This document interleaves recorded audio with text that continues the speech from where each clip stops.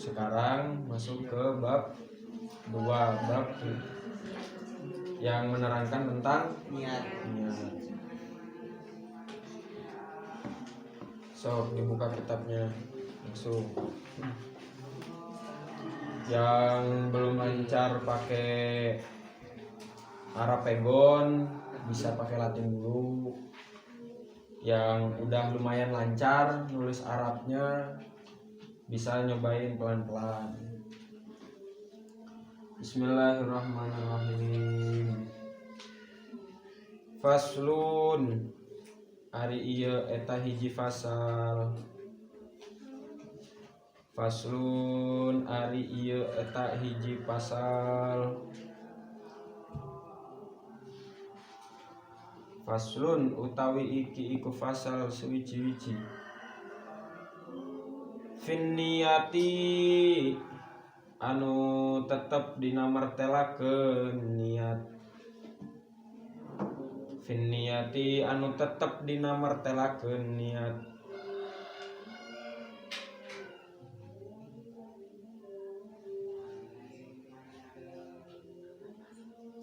Fi hali ta'lumi dina tingkah ngaji.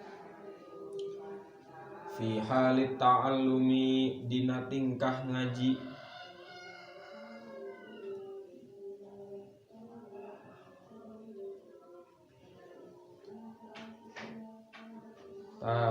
Pasal ini menerangkan tentang niatnya seorang santri dalam mengaji gitu. Jadi ngaji mah ada niatnya gitu. Makanya ada doa kan tadi, nawaitu ta'alluma wa ta'lima wa tadzakkura wa tadzkira wa naf'a wal intifa'a wal ifadata wal istifadata dan seterusnya. Itu doa sekaligus niat gitu ya. Niat untuk mencari ilmu atau niat ngaji. Summala Buddha maka teu meunang henteu, maka kudu gitunya, tidak boleh tidak. Summala Buddha maka teu meunang henteu,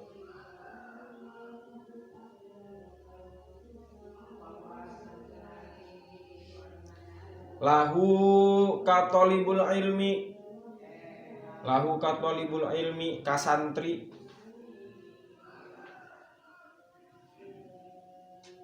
minan niyati tina niat. Jadi kudu niat mah santri ngaji teh. Fi zamani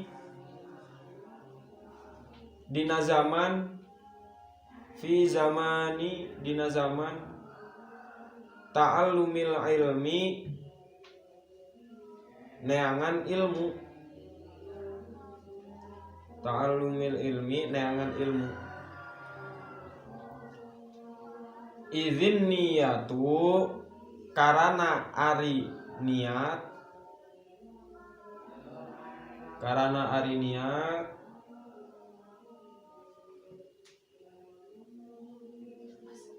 hiyal aslu ieu niat, hiya ieu niat al aslu eta asal. Jadi asal, jadi sababna. Fi jami'il ahwali, fi jami'il ahwali dina sakabeh pirang-pirang tingkah. Fi jami'il ahwali dina sakabeh pirang-pirang tingkah. Jadi niat teh muqaddimahnya amal, muqaddimahnya perilaku gitu. Di qaulihi karana dawuhan Kanjeng Nabi alaihi salatu wasalam, di qaulihi karana dawuhan Kanjeng Nabi alaihi salatu wasalam, innamal a'malu binniyat. Innamal a'malu pastina al a'malu ari sahna pirang-pirang amal. Innamal a'malu pastina ari sahna pirang-pirang amal. Sahna pirang-pirang amal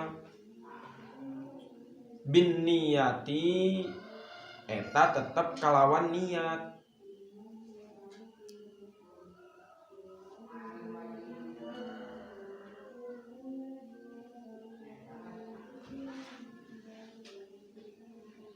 Hadisun ari ieu hadis. Hadisun ari ieu hadis sahihun eta hadis anu sahih.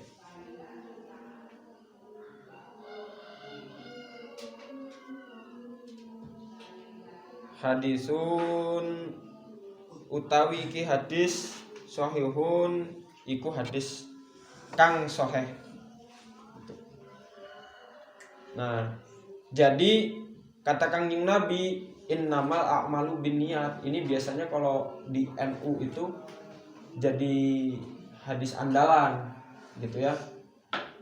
Kalau di yang lain kan yang menjadi hadis andalan itu kan kullu bid'atin dolalah wa kullu dolalatin finnar. Nah, kalau di NU tidak. Di NU itu lebih kepada hadis ini innamal a'malu binniyat ila akhirih. Jadi panjang ini hadisnya. Hadis Arba'in An-Nawawi yang pertama itu. Innamal a'malu binniyat katanya. Kemudian di situ lanjutannya barang siapa yang niat hijrah karena Allah, maka dia akan mendapat ya nilainya sesuai dengan niatnya karena Allah. Kalau karena dunia ya dapatnya dunia gitu.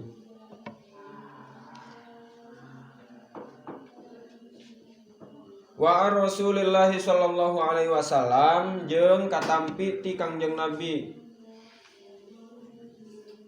Jeung katampi ti Kangjeng Rasulullah sallallahu alaihi wasallam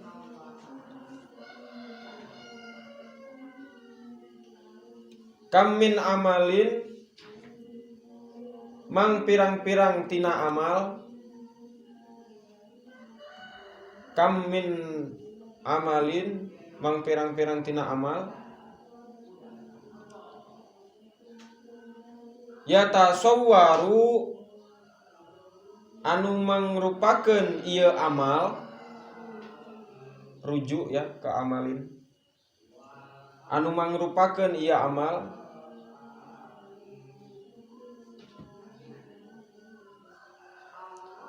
bisurati a'malid dunya kalawan rupa pirang-pirang amal dunia. Bisurati a'malid dunya kalawan rupa pirang-pirang amal dunia.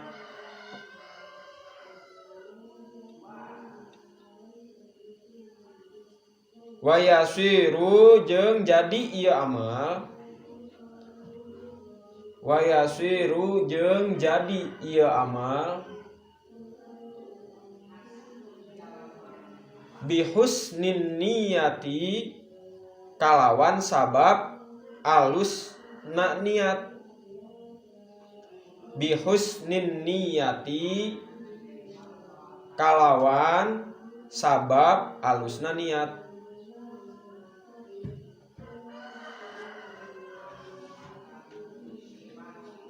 Min amalil akhirati. Min amalil akhirati eta tetep tina pirang-pirang amal akhirat. Eta tetep tina pirang-pirang amal akhirat. Min a'malil akhirati eta tetep tina pirang-pirang amal akhirat.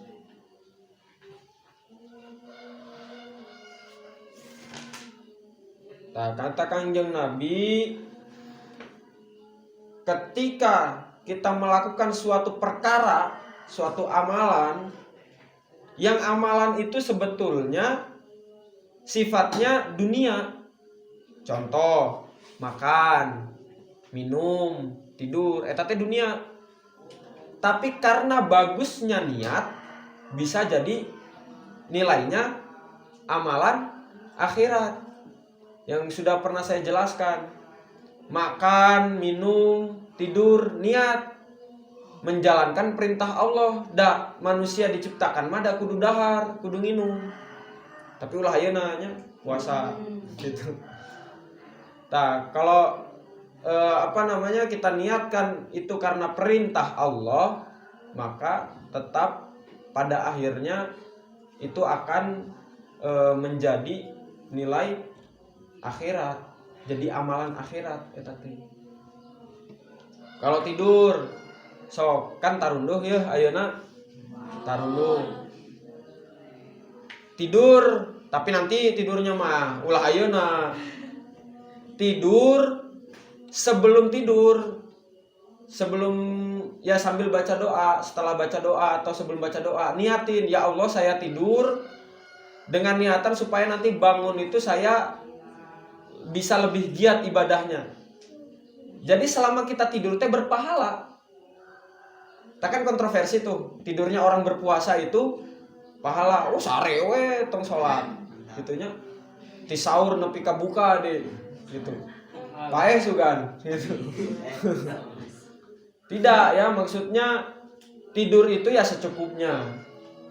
Jadi ya tidak masalah kalau teman-teman misalnya sahur, sholat subuh terus tidur sampai duhur, bangun sholat duhur tidur lagi sampai asar, bangun sholat asar tidur lagi sampai buka, nggak apa-apa sebetulnya.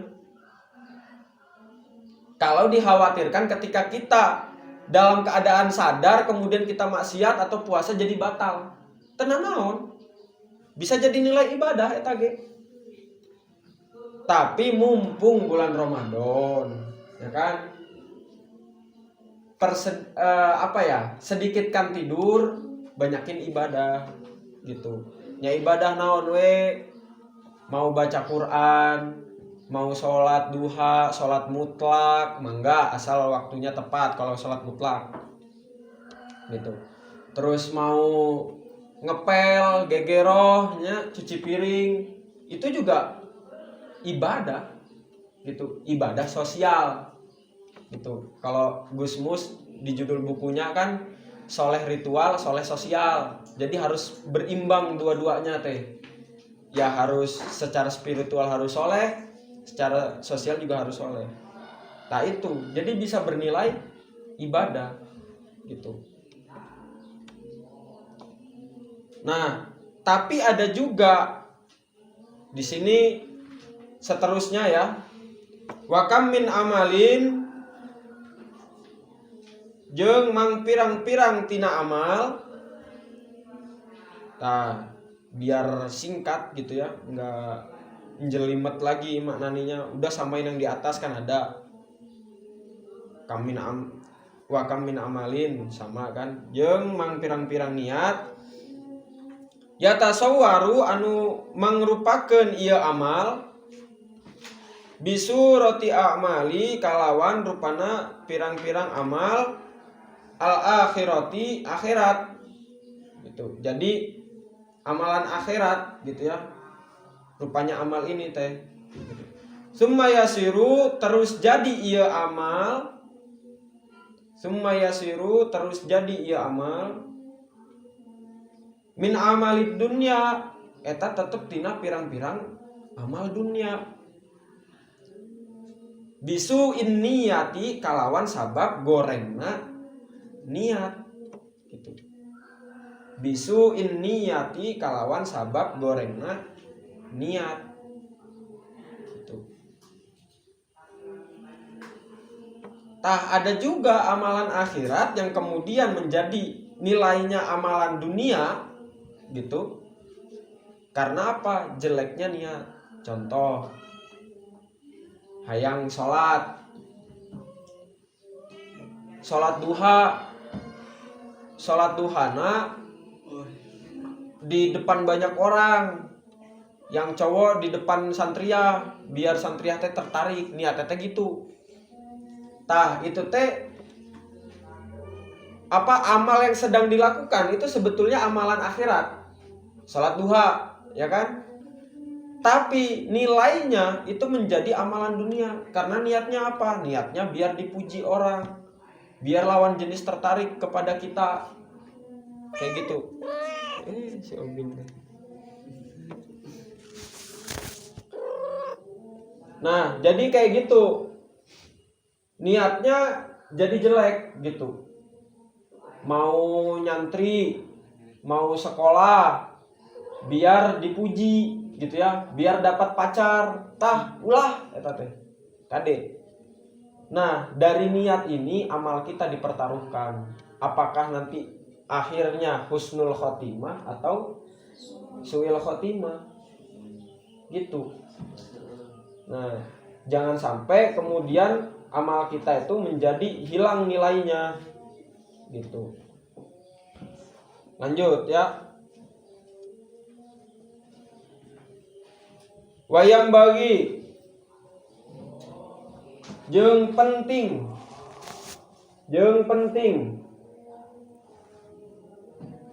ayyan wiya naon ayyan wiya yen niat al muta'allimu naon ayyan wiya yen niat saha al muta'allimu jalma nu diajar ngaji. Jalma nu diajar ngaji.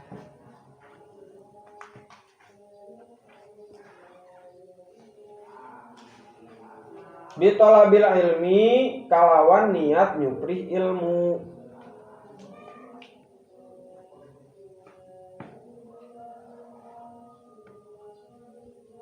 Ridallahi ta'ala karena ridona Allah ta'ala. Ridallah ta'ala karena ridona Allah ta'ala. Waddarul akhirati jeung kana waddarul akhirati jeung kana tempat katenangan akhirat.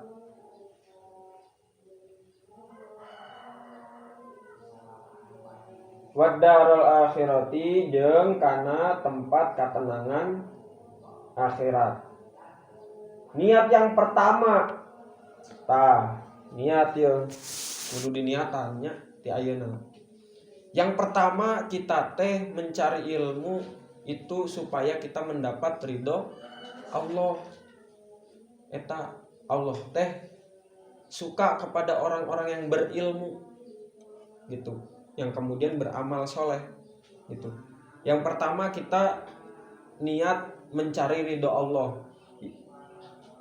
Dibarengi kita niat juga untuk mencari kebahagiaan di akhirat gitu.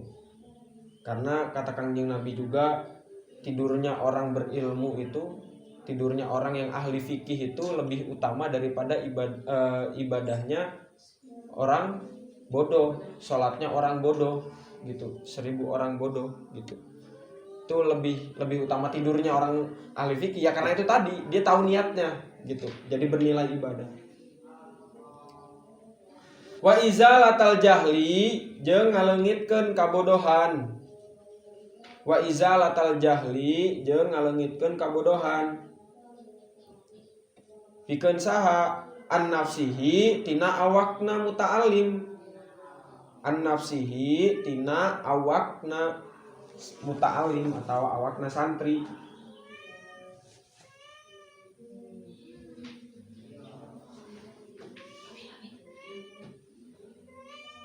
Wa ansairil juhali jeung tina sakari-karina Wa ansa iril juhali jeung tina sakari-karina pirang-pirang anu bodoh.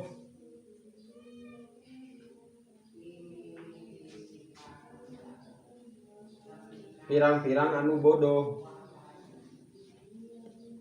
Niat yang kedua ya. Niat yang kedua kita belajar itu untuk menghilangkan kebodohan. Kebodohannya siapa? Kebodohan diri sendiri. Juga apa? Kebodohan orang lain. Nah, ada cerita yang disampaikan kiai saya, Kiai Haji Rafiqul A'la, ketika saya ngaji Ta'limut Ta'alim di Ponpes Arisalah. Ada seorang sahabat Nabi, setelah dia belajar kepada Nabi, dia disuruh pulang untuk mengamalkan ilmunya. Tapi setelah tinggal beberapa bulan di kampung halamannya, dia balik lagi ke Kanjeng Nabi. Kata Kanjeng Nabi, kenapa kamu balik lagi? Gitu.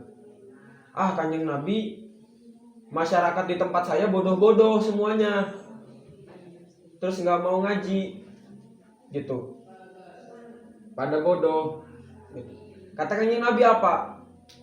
Jangan kamu kembali ke sini sampai orang-orang di sekitar kamu itu menjadi berilmu atau pintar, jadi hilang kebodohannya. Jangan balik lagi ke sini, ke Madinah, sebelum orang-orang di sekitar kamu itu hilang kebodohannya. Jadi kayak gitu. Jadi kewajiban loh, kita menghilangkan kebodohan diri sendiri, juga menghilangkan kebodohan di orang lain. Itu kewajiban gitu. Kalau ada orang yang nggak tahu, itu dikasih tahu gitu. Dikasih taunya dengan apa? Dengan perkataan-perkataan yang baik atau dengan contoh gitu ya. Karena dakwah yang paling baik itu adalah dengan mencontohkan, yang pertama. Yang kedua dengan perkataan yang baik gitu. Nah, dakwah bil halnya ya kayak gitu. Jangan kita nyuruh orang berhenti mabuk tapi kita juga mabuk-mabukan. Nah, itu bisa gitu. Jangan kita nyuruh orang itu tidak berbuat kasar sedangkan kita suka sweeping, suka ngancurin barang orang gitu ya. Itu nggak boleh. Jadi harus menghilangkan kebodohan orang lain, itu juga harus.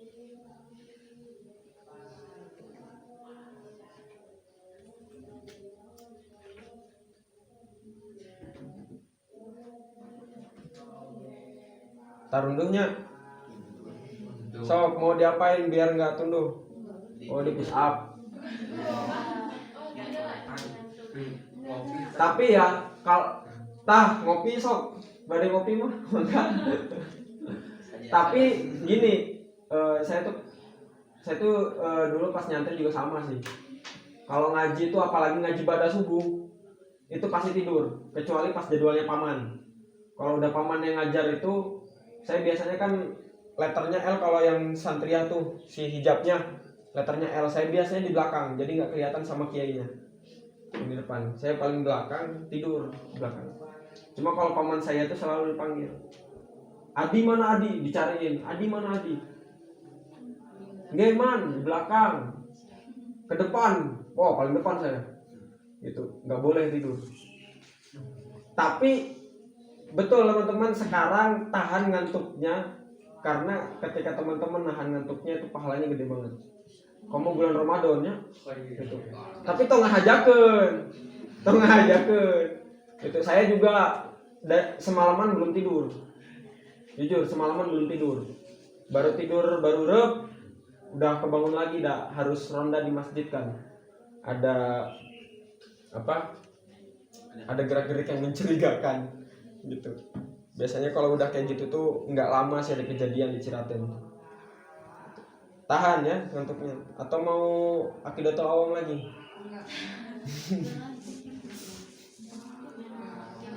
Lanjut ya. Wa ihya ad-dini jeung ngahirupkeun agama.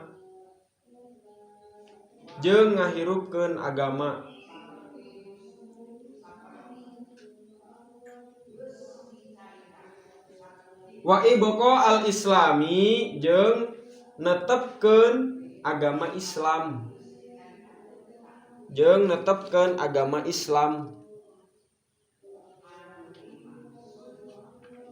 Nah, niat yang selanjutnya menghidupkan agama gitu. So, kowe bayangin kalau di Islam ya tidak ada pesantren, tidak ada pengajian. So, kira-kira hidup enggak agama teh? Enggak akan hidup. Gitu. Jadi kita ngaji itu dalam rangka menghidupkan agama Islam. Gitu. Terus melestarikan agama Islam. Karena agama itu diturunkan itu melalui ilmu. Kalau tidak ada yang ngaji dari zaman dulu sampai sekarang, udah sampai zaman sahabat, udah selesai itu. Gak nyampe, tabiin aja gak akan nyampe ke zamannya tabiin.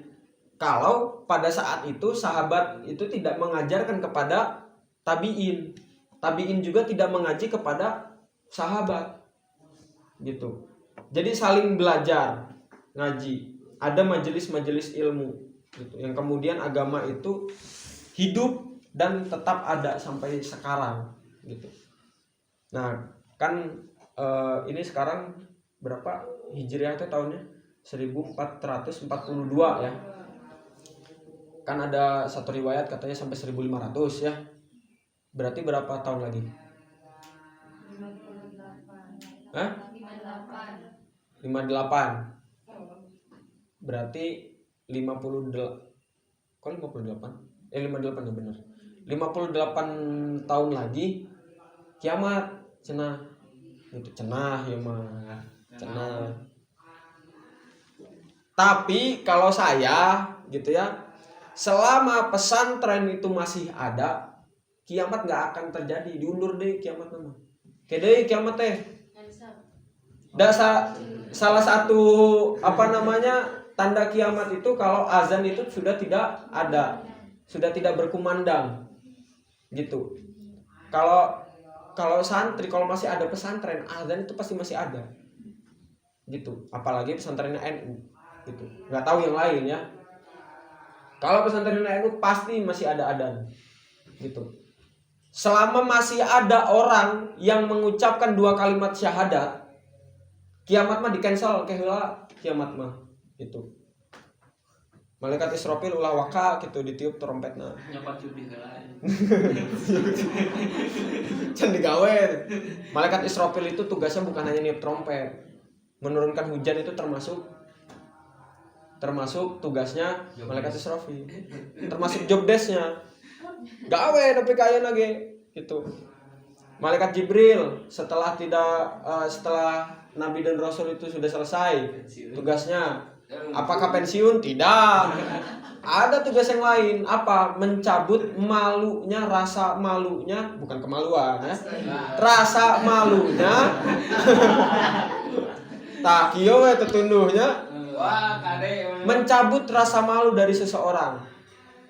Maka dari itu kenapa banyak kemudian orang yang maksiat itu dibangga-banggakan gitu.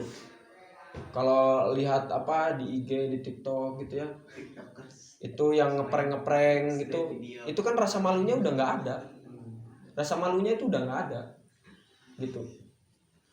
Jadi udah dicabut, itu tugas malaikat Jibril tuh, nyabutin rasa malu tuh, gitu.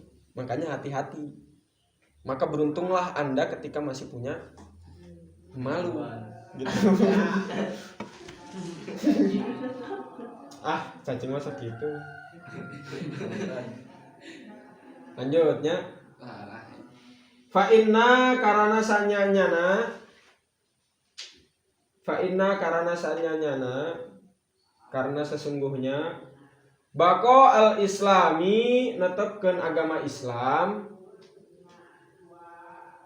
bako al islami netepkeun atawa tetepna agama Islam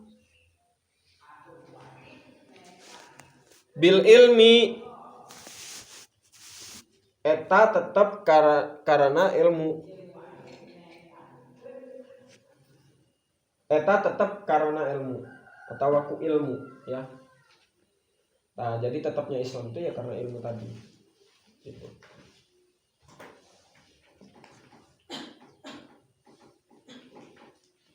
Jam masih lama.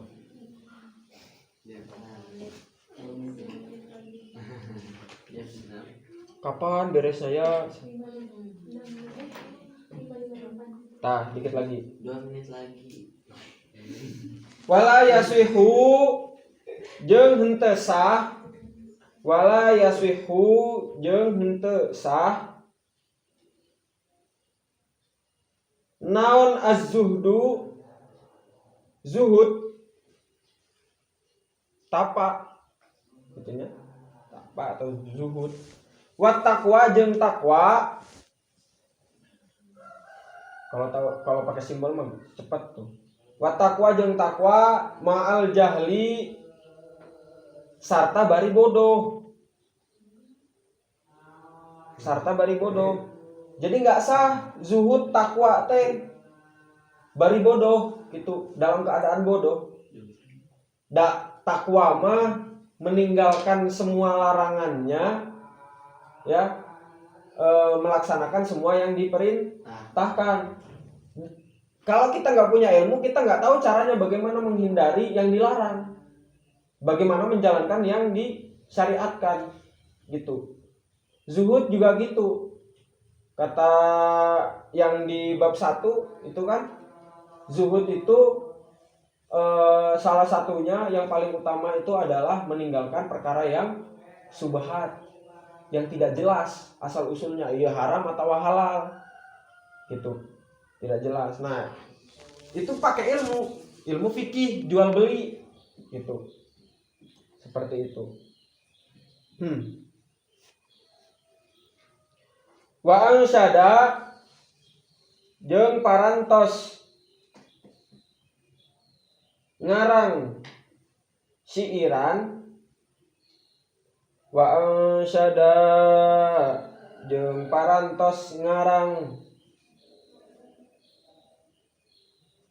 siiran.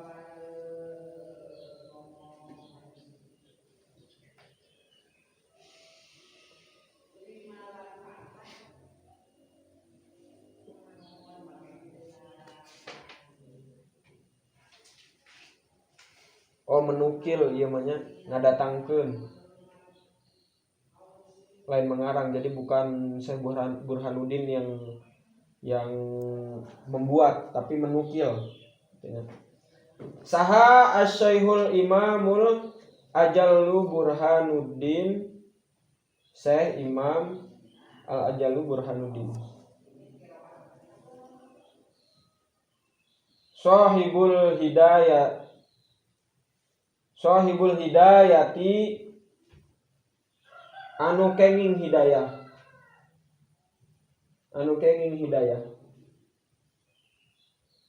Syi'ron kalawan siiran.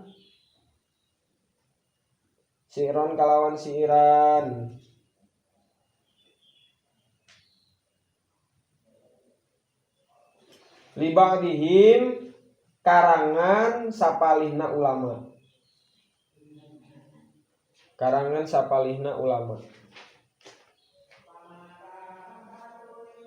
Bunyinya fasadu kabirun alimum mutahattiku wa akbaru minhu jahilum mutanassiku. Ayo bareng. Fasadu kabirun alimum mutahattikun wa akbaru minhu jahilum mutanassiku. Nah, kalau siiran mah tidak terpaku pada tajwid gitu. Itu fasadun eta ruksak. Fasadun eta ruksak. Kabirun anu gede. Kabirun anu gede. Alimun ari jalma anu pinter. Alimun ari jalma anu pinter. Tutupan we pantun aja, keluarkan tutupan. Alimun ari jalma anu pinter, mutahattikun anu ngarempak. Anu ngarempak.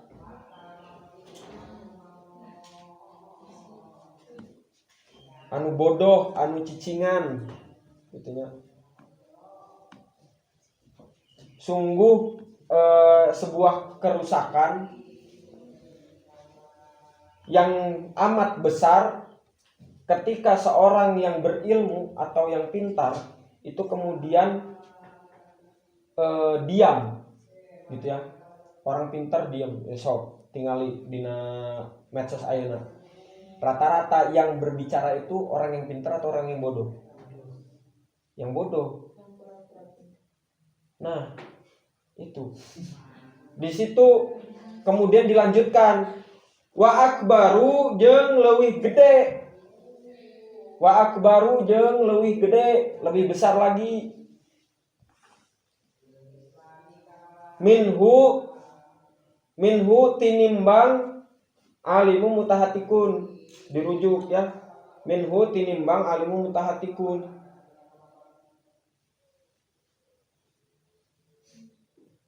Jahilun ari jalma bodoh. Jahilun ari jalma bodoh mutanasikun anu khusyuk.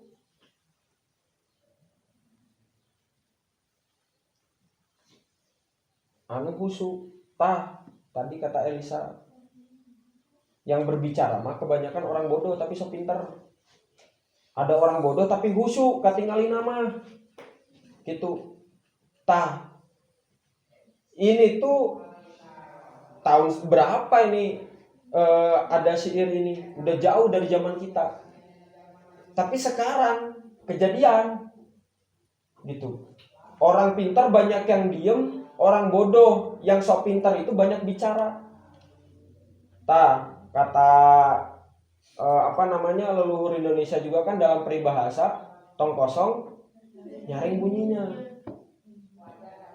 gitu. Jadi bahaya sebetulnya gitu ketika dibiarkan. Maka ketika teman-teman punya ilmu di suatu perkara yang kira-kira cukup untuk mengcounter orang-orang yang bodoh itu, maka dikonter, tapi jangan berlebihan lah. Jangan melewati batas apa yang kita ketahui. Yang kemudian nyari-nyari di Google, ya lamun jelas gitunya website-nya. Gitu.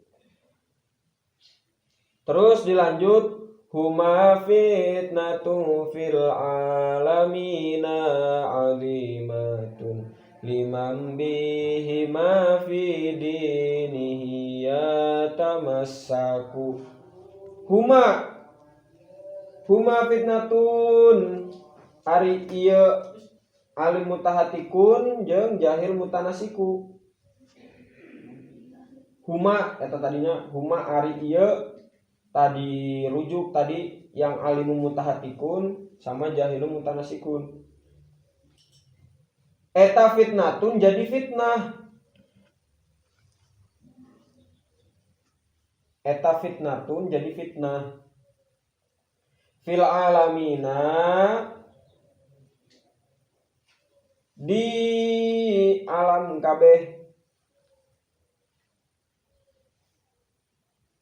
Fil alamina di alam kabeh azimatun anu gede.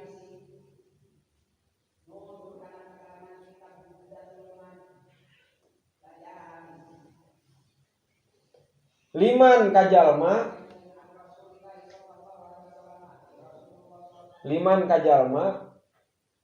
bihima kalawan ieu tadi rujuk lagi alimun mutahatikun jeung jahilun mutanasikun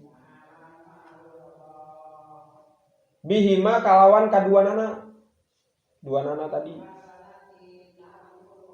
fi dinihi dina agama ieu man fi dinihi dina agamana ieu man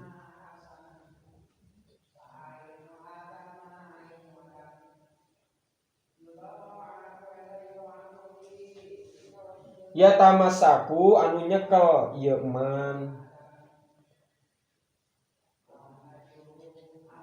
ya tamasaku anu nyekel ieu man tah orang yang pinter tapi diem ya terus orang yang bodoh tapi sok pinter yang khusyuk itu sudah bahaya yang besar. Tapi lebih besar lagi daripada keduanya itu yaitu orang yang mengikuti itu tah kade tama jangan diikuti orang yang bodoh sok pintar tadi. Makanya ketika orang-orang bodoh yang sok pintar itu kebanyakan dia akan melakukan blunder biasanya dalam perkataan. Ada salah seorang ustadz yang kemudian menafsirkan dolang fahada, ya itu pernah viral. Dolang fahada yang kemudian katanya Kanjeng Nabi itu pernah tersesat. Dan kebanyakan mereka itu golongan-golongan mereka itu meyakini bahwa Kanjeng Nabi itu tidak maksum, tidak bersih dari dosa. Padahal Kanjeng Nabi itu bersih dari dosa, maksum, sempurna, tidak ada dosa sama sekali. Kan terus gimana ketika Kanjeng Nabi lupa atau ketiduran ketika sholat subuh, gitu? Tah eta teh pelajaran bahwa sholat itu bisa dikodok. Kan teka aja Kanjeng Nabi kasarean ketiduran, mungkin saking capeknya ketiduran, kemudian kelewatan sholat subuhnya. Maka dari situlah asal usulnya ada kodok, gitu. Kanjeng Nabi itu tidak pernah salah. Ketika Kanjeng Nabi melakukan kesalahan itu adalah pelajaran. Kanjeng Nabi pernah ditegur ku Gusti Allah gara-gara ketika baca kunut itu melaknat seseorang. Dimarahi oleh Allah, turunlah ayat pada saat itu. Tapi apakah itu sebuah dosa, sebuah kesalahan? Nah, sifat Kanjeng Nabi di Aqidatul Awam apa? Jaiznya lain. Wa jaizum bi fadlihi wa adlihi. Bukan, itu mah Allah. Nah, tadi iya betul apa? Bihaqihim min aradi.